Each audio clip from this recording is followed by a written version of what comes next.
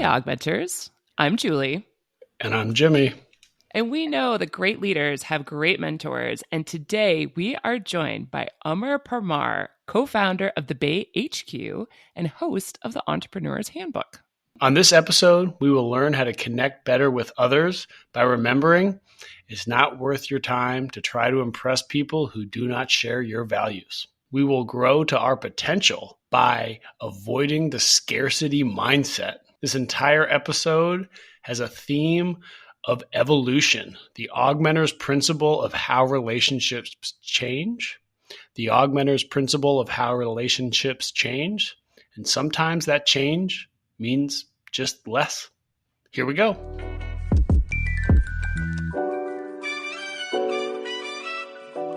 Amardeep Parmar, we are so happy to have you on AugMentors today. Welcome. How are you doing? Good, thanks. I just talked before how it's nice being on the other side of this. I feel like I'm under less pressure. All right. Well, then I definitely have to jump in with the first question. So, Amar, we have our guests introduce themselves because we ask them. A mentor is generally somebody who saw something in you before you saw something in yourself. So, who was that? What'd they see? Oh, so there's quite a few. I guess one that sets off the journey of where I am today is when I started writing, because that's how I got to current position. I used to just help people out in Facebook groups, right? So people in Facebook groups used to put like, oh, can somebody give me feedback on this? And me not knowing anything myself I was helping other people. And what happened is a few people then noticed who were further ahead than me. So they liked that I was willing to help other people, even though I was learning myself. So one person maybe stands out on this is a guy called Michael Thompson. So he's a writer, he's now an author, he lectures in Spanish university, he's got a cool story himself. But he kind of messaged me, and this at the time was quite weird as a new person online to get my number and have a call with a phone. Like that was, now I'm used to it, but back then I was like, this is a bit weird, I don't know if I can trust this or not. Then we had a really long call. First call was maybe 2 hours, 3 hours. Wow. And it was about everything about life, about everything else. But what he was basically saying is I really loved the attitude you're going about things. And then he introduced me to lots of other people and got me involved in a mastermind group. And that was then I then suddenly knew lots of other people who were a few steps ahead of me. So that one mentor opened up the door for many other mentors for me. And off the back of that, then like all the random opportunities came. So how did you feel in this Facebook group? It sounds like you were like helping people, but there was a lot of things that you still didn't know. Like what kind of gave you the courage to try to help people without, I mean, sometimes people think, oh my God, I need to know everything before I can do that. What was kind of going through your head during that time? I guess sheer delusion that I knew what I was talking about. So it was the idea. You are an entrepreneur. I'm trying to think back. This is the early days of COVID, right? So I used to be a tech consultant. January 2020, New Year's resolution, I'll start writing online. Nobody's going to care. But what happened is my first article went viral. So I had this bit of evidence that, okay, people really seem to like the way I'm writing. And I think what I was doing is I was studying quite hard other people and trying to learn how they were doing things. And for me, it was just quite exciting to have this distraction from the world of COVID, from work and sitting inside all day, to get involved in this group. And I guess what I was doing is I'm quite analytical by nature. So in the past, I've taught karate, I've taught dance, and I quite enjoy those little technical details and finding those little points. So for me, it was quite enjoyable. And it's also procrastination from actually writing myself. So I think that was to tell other people what or it was giving advice to other people versus doing it yourself. Yeah, I got that. But I think it's a great way to learn, is giving advice to other people, because it can be really hard sometimes to criticize your own work because you've got this, it's your own heart is in it, right? Whereas when you're looking objectively at somebody else's work, you can say, well, that bit sucks, that bit is boring, this is whatever. But you've got that objective side, and then you can look at that and say, like, oh, okay, I'm bored at what they're doing. Maybe I'm doing that myself. And then look at your own work, like, oh, yeah, I am. So it can kind of catch you out sometimes of being a hypocrite, which is quite nice, I think. It's a good way to learn. That's actually pretty fascinating, Amar, because there's like an idiom in academia about see one, do one, teach one. And you're more or less saying, see one, teach one, do one, which is kind of like a fascinating flip. And there's so many changes now to just different kind of learning models. And it's almost like see one, do one, or see one, teach one, do one, and keep teaching. And like that cycle of going back and forth is a beautiful way to continue to improve your skills. Was there a certain feedback from somebody who you were helping that's stuck with you, like in those early days where, you got a manuscript or something and you gave feedback and then that person said something to you? I think in a way it was actually a bit later on. Of once I was in this mastermind group with these people who were like so far ahead of me, the people that I was following and looking up to, thinking, oh, one day I want to be like them. Now they were asking for me advice, and they were saying like, oh, you've made this so much better. And I think getting that kind of feedback from the people that I looked up to, that my feedback was helping them, it kind of gave me that validation. Because when you're helping people at the beginning, then often like they're always going to be appreciative because they don't know any better, right? Whereas when it's somebody who I thought was like so much better than me, being like, oh, like you've really improved my article. Oh, that's such a good title. I think that's one of the things I was quite good at the beginning, is really making that title element and how to catch people and hook them together. And when I guess one guy who maybe stands out there is somebody called Nicholas Goke. So again, he's somebody who I really looked up to. And then when I gave him feedback in his article and he said, yeah, like you're completely right, I didn't see it this way, that was really validating, because you can sometimes put people on a pedestal, right? And when those people are now treating you like a peer, that was a really big moment for me, I think. Well, and writing is so personal, right? I mean, it's such a intimate kind of, especially compared to being a tech consultant where it feels like there's sort of rights and wrongs, and then writing is really subjective. And would you say that in these relationships that you've developed, and this is probably good thinking about anybody who's a writer and looking to work with mentors, like how did those relationships kind of evolve? Was it very specific advice? Was it asking questions to kind of get people to think a little bit differently? Or was it more like, hey, here's my direct feedback? How did those conversations kind of go? So what happened off the back of that group is that I then became an editor for Entrepreneur's Handbook. So I got a kind of formal editorship role. And I think that really changed the way I looked at it, because now I was put in a position. So I'd only started writing myself 6 months before. And then now I was in charge of editing hundreds of articles a week. That's amazing. You were very productive in your COVID time. I'm very impressed. The rest of us were watching Tiger King and eating Doritos. So there's the guy behind it is called Dave Schools. And I think he's even said to me recently, he said, if I knew that you'd only been writing for 6 months when I brought you on board, I probably wouldn't have brought you on board. But it kind of shows that meritocracy, right? It's like he saw the advice I was giving was good. And it's like, oh, like, yeah, like come on board. Where it's a good thing. Whereas if he'd looked into my background and said, oh, you have only been writing for 6 months, then that might have been a red flag for him. And I think once I got that formal editorship role, then that was, again, really exciting, because it's very surreal, because the nature of that role was it's entrepreneurs, right? So the people submitting articles were way more successful than I am. There's a bit of that imposter syndrome there. But I had a skill which they didn't have, of that knack of being able to tell, is this entertaining? Does this capture the audience? And that was something I could add value. And it was just this like roller coaster from going from nothing to now I'm telling these millionaires and like billionaires how to write properly. So that was incredible. And I think that formalization of it really does help, where people respect you because you're actually giving proper advice. And I think it's the way you do it really matters. And what I think a lot of people do, for example, I think this is something I think any mentor should think about, is you shouldn't tell people what they should do. You should be thinking about like suggestions. And it depends if you've got what kind of level of power you've got, right? Because for the editorship, I was the gatekeeper. If they didn't do what I said, they couldn't get published. So I could tell them, you have to do this, basically. But when it's somebody who was coming to me for advice outside of that role, then I could be like, you should do this, you should do that. But in reality, I don't know their vision. I don't know their background. I don't know anything about them. And for example, with podcasting, there's people who give me lectures on podcasting saying, oh, you should make it 4.5 hours like Joe Rogan. And it's like, well, no, there's a reason why we're doing the things where you're doing them, right? And it's the reason why you're doing the way the things you're doing them. So I always advise people, like, you ask people, like, okay, what's the key point you want to get across, or what's your mission here? And try and get them to explain why they've chosen to use the tactics they have.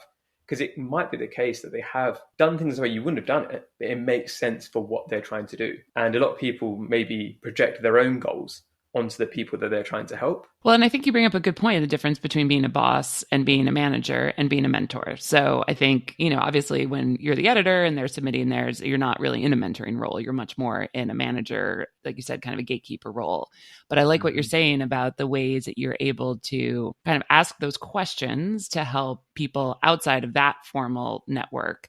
And even it sounds like that's what you're doing online too, even probably today. And we definitely want to get more into the work that you're doing today. But I think that's important to remember, right? Like when sometimes you are in that gatekeeping role and you do have to tell somebody what to do. And sometimes you're able to ask those deeper questions. Yeah, absolutely. And now it's funny how much my life has changed in the last 4 years, I guess. So you've been in busy. January 2020, I've never written before. Then I quit my job to become a writer full time a year and a half later. Then now I don't even write anymore. So it's weird how the people I came along that journey with, how different everybody's now doing. Because I had that exposure to entrepreneurship through that editorship role. And that's where things then took me, because if you're talking to entrepreneurs all the time, it's hard not to be inspired by that. And hopefully I picked up a thing or two from that as well. So once I quit my job, then I then started interviewing a lot of entrepreneurs. And that took me along this journey now, being like, okay, I've learned all these different things, and it creates that curiosity and that belief in what I'm doing. But what I found is that so many people are interviewing. It was, I'm obviously in London. A lot of people interviewing was generally Silicon Valley. So I got this frustration of, well, I've got this community on the other side of the world. I don't have the community where I live, and I don't get to meet people in person. I don't get to interact with them. And that's where the idea for like the Bay HQ came from, which I'm wearing the merch of. And the idea behind that was just I found a lot of people in my community weren't helping each other. And it was just really frustrating me. And it still frustrates me how there's some people who've done very well, but don't really pay it forward. And there's people who've done way better than I have, but they kind of like to keep that success to themselves and boast about it, as opposed to giving that a leg up to other people. So that's where what I'm doing now came from. So it's kind of flipped more into the podcasting side. And the original reason I started podcasting is I didn't think I had the guts to do it. So a lot of what I do is that I don't think I can do this. I don't think I have the confidence.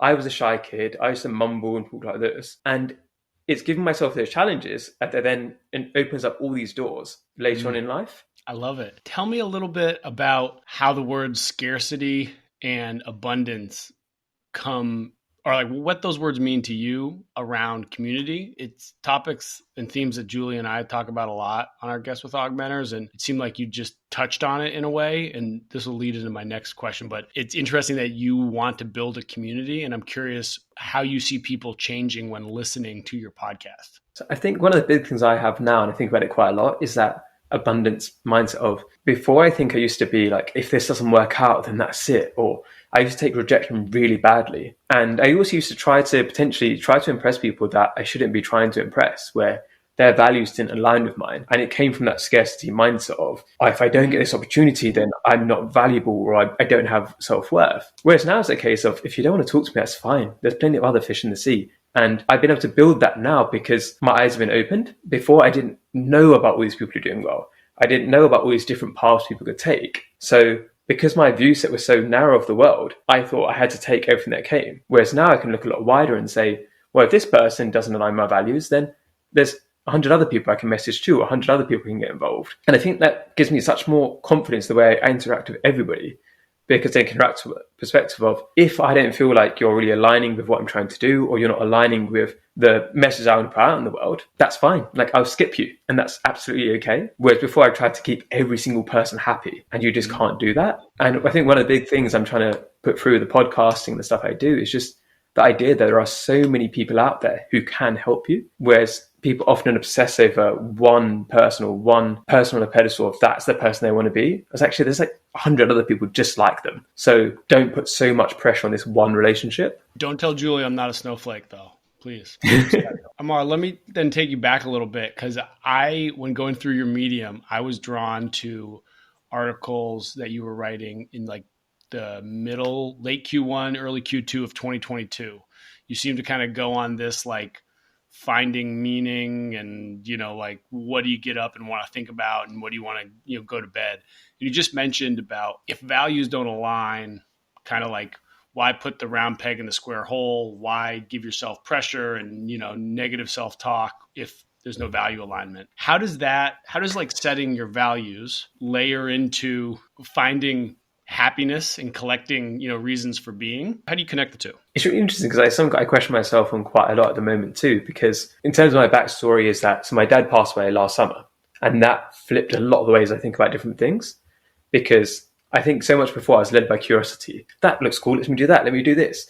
And I was like chasing every shiny light. Whereas in a way, what I've been doing in the last year, and it's now coming to pass a bit more, is that I was doing things because I thought it was the right thing to do.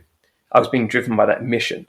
And now, as I'm not healed, but I'm feeling better than I was, I'm now reassessing things again. Like, am I doing things because they make me happy or because I feel like I should do them? And I think it's a constant question to ask yourself of who am I and why am I in that way? Because in a way, I kind of killed part of myself that was about joy and about happiness because I felt this desire to pay it forward from what my dad had given me in my own career. So yeah, and it's an interesting balance, I think, of that mission is important. It matters a lot to me, but I consider it there's two different sides of enjoyment. And I think this is what I've learned over the last year. You've got the enjoyment that's silly fun, right? Like I go and play football with my friends or soccer for you guys, or I go and just be stupid and just have fun.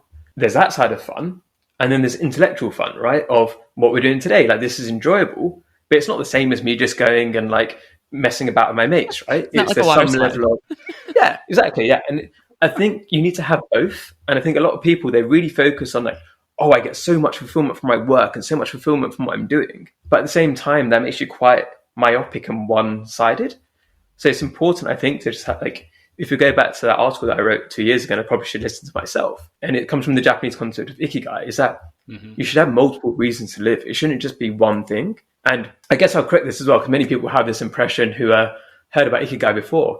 It's not this 4 Venn diagram thing that's been made up by a Western book, right? Because it's easier to sell and it's a framework. The West Ikigai, ruins everything. Let's be honest. Yeah, exactly. Yeah. Whereas in Japanese culture, Ikigai could be your pets. It could be, it's kind of collecting those reasons to live as opposed to one reason. And I think that's really important because you can enjoy lots of things about life. You don't have to put your entire value on this one thing. And when people go through life like, I need to find my mission, that's just so much pressure. Whereas if you think about it like, oh, I enjoy spending time with my friends, my family. I enjoy doing this. I enjoy watching this. There's all these different elements of your life that can bring you joy. And it's important, I think, not to, yeah, exactly. So it's how do you do that? And how do you have this mission, but at the same time, stay human? And that's what I'm really trying to focus on at the moment is I don't want to lose my humanity in becoming this robot to fulfill the mission or the work that I'm doing. And one of the things I'm doing myself is I'm taking a break at the end of this month because I haven't done that in over a year. And not taking my laptop, my phone's on airplane mode, just going to sit in coffee shops in another country somewhere and just have a piece of paper and just kind of write out like what comes to my brain, like what do I miss? What do I want to do in the future? Because I think you can get so wrapped up in success and what the praise I'm getting from other people, like, oh, you're doing so well, keep going. And actually, I should take a break and redefine what success is for myself rather than what other people are telling me is going really well.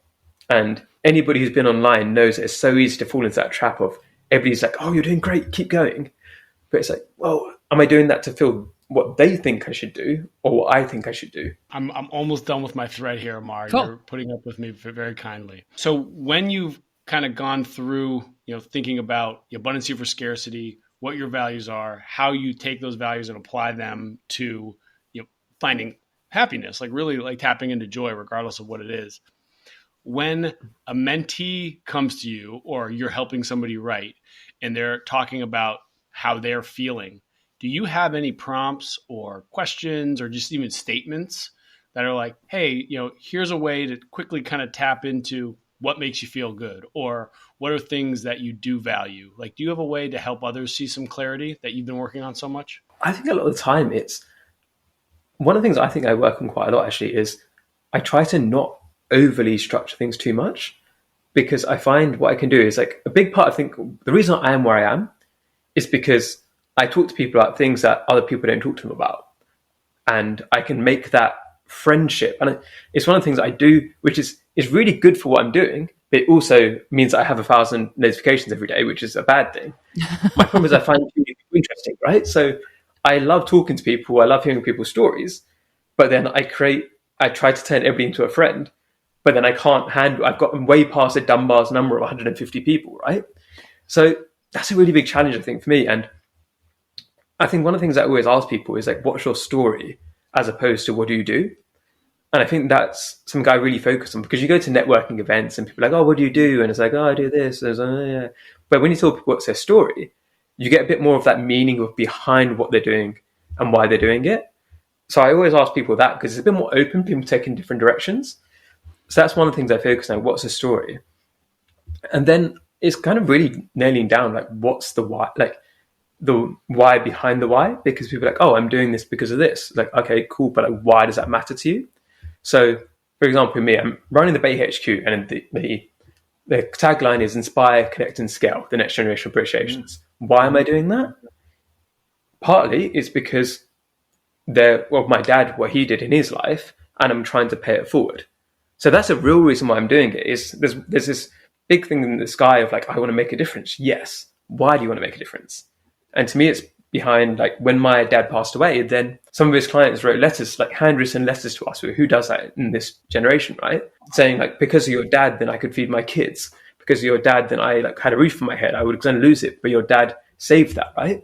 That's the kind of person I want to be. That's my North Star. That's a real reason why I'm doing anything I'm doing. And if people don't ask me that, they don't necessarily know. It's like, oh, he's just doing this thing because it looks good. And I think a lot about that, but performativeness, right? A lot of people are very performative of they're doing something because they think it's going to make them look good or it gives them status. And sorry if you guys have got this bit, for example, like Forbes says 10 to 30, right? It doesn't mean anything, right? It's like more people don't know the exact stats, but I think more people have gone to jail in a creative unicorn, right? Sorry, Amar, but I was just say good because Julie and I weren't Forbes 30 under 30, so we were like, yeah, screw that. Who cares? Yeah. Before I insult you, I was like, I might as well just check. But it's the idea that like people really cling on to under 40 status symbols. Or under 50. Yeah. But people really cling on to status symbols. Like, are you doing it because you... Even, for example, I used to travel before I did all of this stuff, right? I went to about 50 countries. Did I do that because I love travel or because I like to tell people about all the travel I did and that made me seem cool? And if I look back at it, it's like, that's part of it, right? I liked the status that it gave me. And now I don't travel as much because I enjoy what I do. But I think I question people a lot. It's like, are you just doing this just because everybody else is doing it, or because you think other people are going to think you're cool because you're doing that? Or is there an actual reason behind it? So a lot of what I'm doing is a means to an end as opposed to the end. Well, that has me thinking a little bit more about the Bay HQ, and it'd be great to understand. Tell us more about it. Is it a platform, or is is mentoring part of it? Tell us more. It's a community. So how we started it is because I'd already done a lot of entrepreneurs with the podcasting space. Starts with a podcast because that's the easiest thing to get off the ground, to get people involved. So it's over 100 episodes now. Part of that is showing spotlight on people that don't normally get their stories told, and it's showing people like, look, there's all these people who've done well. Because I think sometimes people, they feel like they don't have any role models or potential mentors just because some of those people aren't in the public eye. If you put them into the public eye, you can now reach out to them. But you can't reach out to them if you don't know they exist. And then there's events on that. We're going to go into schools, go into universities. And it's this really kind of, we say it from the classroom to the boardroom, right? Of inspiration, of telling people about all these stories, all these incredible journeys that people have had. So people can think like, well, I can do that too, right? And one story I always tell is of somebody on our board.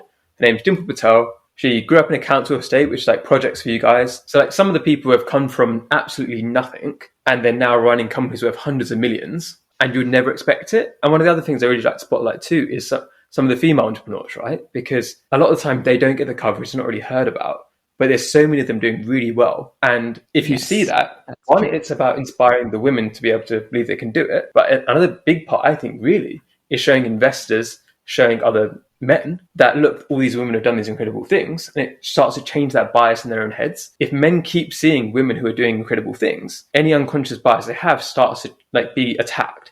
And we're trying to do that as well. Because I think there's one element of, yes, women need to be inspired, women need to believe in themselves. But I think the bigger problem is actually that men aren't believing in women when they should be. So it's that element too. And then we're actually connecting people together. So that's when the mentorship comes into play. One of the things I always say is there's no point having an amazing network if you're just like, oh, look at me, I know these people, right? And I think a lot of people do that. They like to boast about their network, but they don't actually connect people together. And that's one of the things I'm very consciously doing. So if I know two people who can help each other out and they can do magic things together, I connect them. I don't need to keep a score of that. I have no idea who I've connected. I don't keep any track of it. Sometimes I do it to people. It's like, oh, you should talk to that person. I said, you connected us 6 months ago. So you're like, it was still a good idea. I knew it was. Yeah, I think sometimes people can build a network. They like to keep that gatekeeping. Like, I'm the one who knows people. And that's not authentic to me. It should be, if it's a community, the community should help each other out. And I think that's the difference between it being all about me versus being about the group and the collective. And the other side of things is the scaling side. So that's where we help people get the actual funding to actually make their startup happen. We're going to be launching more formal mentorship schemes soon, but a lot of it at the moment is more informal of, okay, I know somebody who's trying to start an ed tech, I know another person who's exited an ed tech, go and have a chat. And often what we find is because I've been able to build a relationship with them in quite an authentic way, they're more likely to hopefully take that email than they would do if that person reached out to them cold. So it's kind of using my social capital to actually help people as opposed to just, oh, look at me, which I think there's too many people who do that. Amar, you sound like an augmenter. Exactly. It's all about augmenting. But I have to say, it's interesting how you're talking. You spoke a little bit about the community, that there's a little bit of like a fear, right? Of like helping others. Maybe there's a finite amount of opportunities. And if, you add more people to the mix, then there's going to be less opportunities. So I think to me, that was kind of what Jimmy was bringing on in that like abundance mentality. Are you seeing a little bit of a generational shift? And would you say that some of the younger entrepreneurs that are coming in have a more open mentality? And how are you sort of fostering that within the community? Yeah, definitely. I think there's some element of that, but I think it's also a case of with the community that I've got is that some of the people that came across in say the 60s or 70s, it was a much different time. So for them, their lives were much rougher. So I try not to kind of play the blame game because they need to be so much more protective of everything because they were much more likely to face discrimination, to not have opportunities than today's world, right? So there's still obviously problems that exist, but there's actually a lot more people supporting than there used to be. But I think what I found in the entrepreneurship space is people still had that kind of gaps there of like, I don't want to, a lot of it I think to do is as well is not being seen to be bragging. So they didn't show off themselves. Because they didn't want to look like they were showing off, then they just didn't help people. Or people didn't know about them, so they couldn't be helped. And what's interesting now is that some of those people who did do very well and weren't helping other people, I think they're now changing their mentality a lot because I think a lot comes with kids as well. And I think this happened, especially in the last month or two, is that some of the entrepreneurs we've interviewed, we've talked to, have been very successful. They've said, well, my kids are in high school at the moment, secondary school. I can't remember what it's called in American. So those people are now like, well, I want this community for my kids. And I didn't have it when I was growing up. So it's actually some of the people in the older generation are really changing their mindset. They grew up in that scarcity mentality of they were fighting and they had to battle against all this discrimination. But they're now looking like, okay, I had that problem. I don't want my kids to have that problem. How can I make their life easier? How can I pay it forward? So what we've got is a whole bunch of these people who've done very well. We're now going to go into universities, go into schools. So we're going to set that up. And I think, to be honest, of all the stuff we're doing, that's the most exciting thing for me. So I went back to my own high school 2 weeks ago now and gave a talk to the final year students there and said, well, I was sitting exactly where you guys were. None of you probably thought that you could do what I'm doing today because I didn't think I could do it. And it was kind of name dropping all of the people. So the Netflix founder, the Twitter founder. I am the guy that's spoken to these people. I didn't think I could do that. I had no idea that I'd ever be able to reach where I have, but I'm just the same as you. I'm nothing special. And I think that comes with a security element of, I don't need to constantly tell people I'm special because I don't think I am. I think I got myself in the right positions at the right times. I think I've had a healthy mentality of how I've gone about things, but so much has come down to when an opportunity presents itself, I've been willing to go and do it and make myself potentially look silly. And if I can tell those people listening and those kids, and if there's young listeners today, just try it. What's the worst that could happen, right? Let's say somebody says no or somebody rejects you. So what? That's exactly the same position you would have been before. And it's trying to overcome that fear, I think. And I do think the younger generations are better at it than I was. And I think they are exposed to a lot more than maybe I was in terms of that as well, where they're seeing these examples that I wasn't because of social media, because of other things too. I love it. Giving back to the next generation and making sure that people have different mindsets and approaches to, difficulties, to areas where they might be under-resourced. That seems really important. And that has to be pretty gratifying to you as well, I assume. Yeah, massively. It's interesting because I grew up in an area where, so I grew up speaking like Burn and yeah, you're right, yeah, well, go on, yeah. So it's not the kind of situation. We don't understand what in the world. What just happened? So I know you're having camera problems, but wait, was that a microphone problem? No. So what it is there is that we used to mumble because if you mumble, you're cool. Like, well, you don't want to be well spoken because well spoken means you're posh, and being posh means you're a target for bullying, right? So you kind of always had to show this roughness in some way in a protection kind of mechanism. Going back to school, how I did. And I could see that that's exactly how those kids still were. You have to show you're tough in order to fit in a way, right? And I can have the security of what I'm doing now because, and I shouldn't have to be this, but I was in the Karate National Squad. I've got proof or evidence to myself that I'm not weak. And one of the things I always question as well is I want other people to be able to have that mentality without needing to train 30 hours a week and be in the Karate National Squad, right? So one of the things I'm working on people is like, how do I give people that confidence without needing to go through the years of work that I did on myself? And it's really showing people that you admitting to your vulnerabilities or you trying to succeed or you trying to put yourself out there doesn't make you weak. Whereas a lot of those kids, they wouldn't want to try something because if they failed, all their friends would make fun of them or people around them would laugh at them. And at that age, I think that's such a big challenge or big hurdle because your whole life revolves around fitting in, right? Mm-hmm. Amar, I'm wondering if I imagine you have so many conversations. I can just imagine, like you said, your inbox being totally flooded, people wanting to make connections and want to talk, come on the podcast.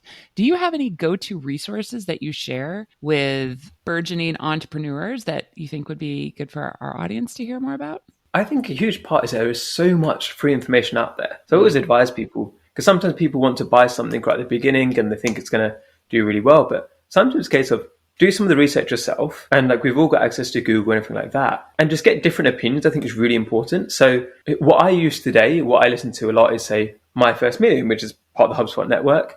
There's different people like that but that's because I'm at a different level now. So what helps me might not help somebody at the beginning of their journey. And I think it's finding, say, 4 or 5 people that you believe in, that you trust. So there's Entrepreneur's Handbook, which I was the editor of. That's got a lot of different stories from entrepreneurs. And we try to also focus a lot on that personal journey of where people have failed and what they've learned from it, as opposed to what you often see is like, oh, I'm so amazing. I did everything right from the beginning. And I think those kind of journeys really help. So obviously, I'll plug my own podcast. So that's the Bay HQ and the Entrepreneur's Handbook. So both of them share stories. Another book that I think has always been recommended the most from any of the podcasts they've done is The Hard Thing About Hard Things by Ben Horowitz. And I think what people have loved about that is just it gives that reality. You've got to work out where on your journey you are. So if you're listening right now, are you at the stage where you're confident, you're going to do it, you're going to go ahead and then attack it? Then you need books like that. Whereas if you're at the point like, should I get started? Should I not get started? Oh, I don't know. Like, are people going to make fun of me? You've got to find the right mentors for the right part of your journey. And the mentors I had when I started writing, they're not relevant to me anymore. I love them. They're great people, but they're not on the path I'm on.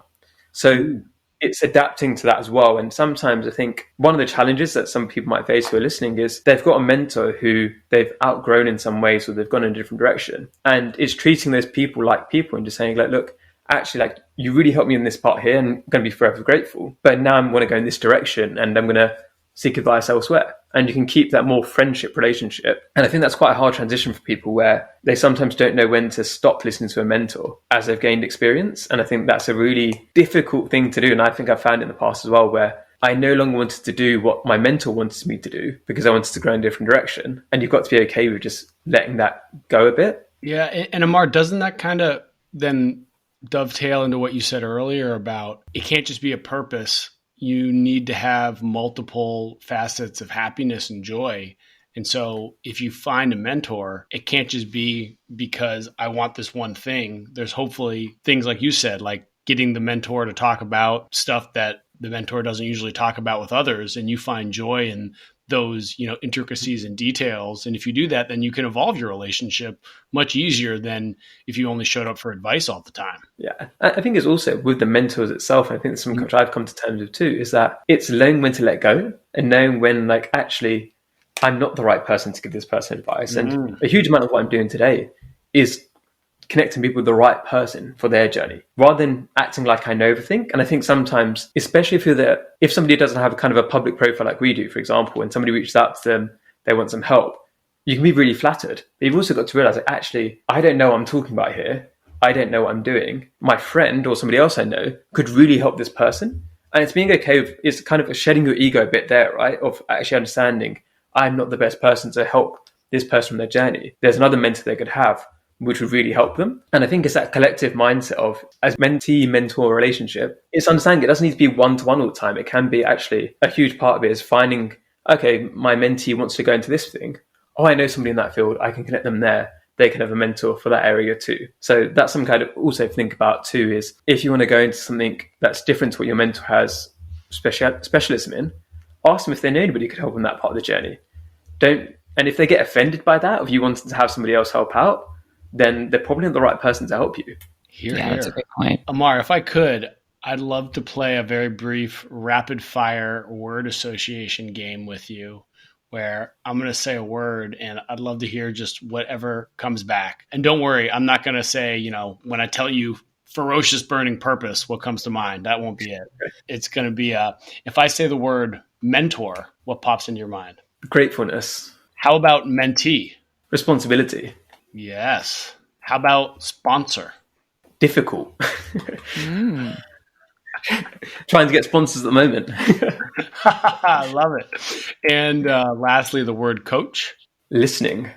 I don't know why, but when I said mentee, because I was looking at the word, I immediately thought manatee, and I had to really work hard not to say that. When you said a much more basically the same thing, right?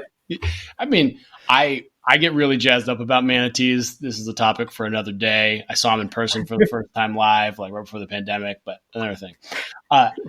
What was the best question, Amar, that someone asked you in the last week? And it could be like, what do you want in your chicken sandwich? I think it comes down to when somebody questioned me on something I was doing and they said, like, are you doing, it's kind of that whole thing I mentioned, like, are you doing it for the right reason? And I like it when people call me out on my own identity. Am I allowed to swear? Go for it. Yeah. I'm from Brooklyn. When people call me out on my own bullshit, right? It's like, am I doing this? Are you doing this because you care about this? Or are you doing this because you feel like you have to? And there is definitely elements sometimes where I am doing things because I think it's the right thing to do, even though I don't enjoy it, even though I don't want to be there. And if you keep doing that over time, you're going to burn out. So it's letting go sometimes and getting other people on board to help out of things, which I think is always tough as an entrepreneur to admit, actually, this isn't the right thing for me to do. Somebody else should do this. And they'd be more passionate about it and it'd be better for them to do it. Those are good people to have in your life. Definitely. I also get defensive because I'm human, but I appreciate it afterwards. Well, I have to say, I have loved hearing about your journey, which has been like a quick, like you were saying, sort of the past 4 years, the different areas that you've been involved in and focused in. And I can only guess what the next 4 years are going to bring. And the paper and pen that you bring back from your time away is going to be filled with some really interesting and exciting things, and hopefully some new ways for you to be a mentor to your community and broader entrepreneur community, and also for you to find some new folks to support you on your journey. But it's been amazing hearing all about you, and thank you so much for your time. Thank you for having me. I had a great time myself. Amar, you're too kind. This was really fun. Thanks so much.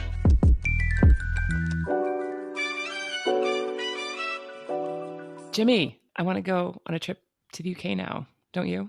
I want to hang out wherever Amar was. That background was idyllic for writing. Plus, I want to hang out with like his whole entrepreneur HQ, Bay HQ crew. Sound like some pretty impressive, I know we talked about some impressive ladies, which is pretty exciting to me. And some fantastic entrepreneurs as well. It's just great to hear someone like Amar be so excited about helping others. Like, he's genuinely there for it. And he is pretty open about how he feels his strengths and weaknesses are, and doesn't really care what you think, but is going to improve on what he wants to improve on. And like, what a fantastic leader to have when they're not telling you what to do. They're saying you should improve what you want to improve. Plus, I feel like what I really got from Amar is like, I think there is an element of just being okay with just switching things up, right? I mean, he like had this data scientist background, and then the pandemic came, and then he was writing, and then he had like an editor job, and now he started this whole other thing. I think sometimes that can be looked upon as like you're not focused or you're doing too many things. But as somebody who does also like to do a lot of things, I like jump in. All of your experiences build on each other. And he is doing exactly the right thing as you're building new experiences and new activities to get great mentors along the way. Get great mentors. And he had a great vision point. I know we really believe this whole episode was about evolution, though evolution ties back into vision, where he had this great quote about, you need to stop trying to find a mythical purpose. There's no sword that King Arthur is going to pull out and you're going to find that. He said, stop looking for the mythical purpose and start collecting reasons to live. Like, what actually sparks joy? And I thought that was a pretty big deal. And that makes so much sense when you think about Amar's mindset of don't try to impress people who have different values. Yeah. Like it's just not worth it. You can still be kind to them. You can still work with them, but you don't need to go out of your way to be like, hey, I'm really good at juggling. If somebody's like, I really don't value excellent hand-eye coordination. You just let them be. Just like you do you. If you just want to have no hand-eye coordination, that's totally cool. Yeah. I think his point of just not spending too much time worrying about what somebody else will say when they look at your background and they looked at your LinkedIn and they look at your whatever, and just go ahead and do what you feel called to do, which I think is kind of what you and I have both done throughout our careers. We've both done quite a few different things. If you looked at it all together, it's kind of like, huh? But at the same time, I know I feel very grateful I've had the chance to do like work that just brings me joy, regardless of like whatever it is, which of course is being on this podcast with you, Jimmy. As always, we're here for it. Going back to Amar though, I wish I had this kind of clarity of thought that he has. I kept trying to figure out things I don't like, and I still give that advice to students all the time, where his kind of shift of, if we're going to be in a human-centric world, stop worrying about things, start worrying about people, but don't worry about the people who are just totally different and off from you. You need to focus on the ones, double down on the humans who you care about and who will likely care about you. That was huge for me. I've thought about that a lot since we had talked to him. That's awesome. That's awesome. And I mean, honestly, between his podcast, the Bay HQ, all the ways that he's amplifying voices within his community of incredible entrepreneurs of all ages, genders, doing great things. He's definitely one to follow. Super enjoyed the conversation. Excited to go to London and hang out in his awesome house. Yeah, let's go to London. And let's grow to our potential by sharing with Amar. Like that, his point that he said in 4 different ways through our conversation was avoid the scarcity mindset. He never really said abundancy, which I think almost kind of shows his like hustle and wanting to grow it and it being whatever, but that build a bigger pie, share that pie. And if you focus on the people who share your values, those are the people who will want to be part of that bigger pie with you and not try to take the whole pie. And like that really layered, those 2 points layered into themselves for me, which then immediately brought me to the principle of evolution and that, hey, values can change on people. So maybe your relationship with a mentor could also change. Yes. And that could be because that person is, when you met them, they really valued coaching and organizational development and being part of a larger team. And then they retired and they just wanted to go build a log cabin. Great. Their values may still be there, but it's not what they're spending their time on, Well, and I think within the community, like he's building, there is guaranteed evolutions because there's people who are starting a tech platform and they meet somebody who's starting the tech platform, but the tech platform evolves into a delivery service. And then suddenly they need a different kind of a mentor. And I think the opportunity to create these entrepreneur communities are so full of evolutions in mentoring and how people switch roles, keep changing around. Mm-hmm. Amen to that. So I hope to bake some pies with Amar someday. Thanks for your time, Amar. It was great. AugMentors out. AugMentors out.